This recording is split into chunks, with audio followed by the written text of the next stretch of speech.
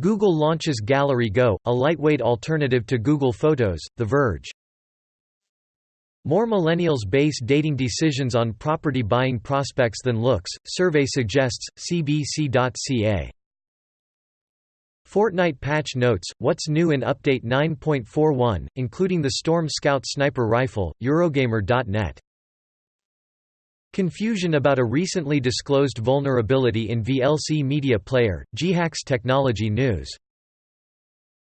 The greatly awaited Orion crew capsule of NASA is ready for testing, Advocator.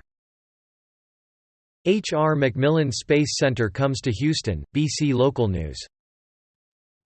Deutsche Bank's $3.5 billion loss, Chipotle and Snap, tech reckoning, CNN. BHP ups the emissions task for Australia, the Australian Financial Review. How to build a moon base, MENAFN.com. How to use the iPhone migration tool in iOS 12.4 and higher 9 to 5.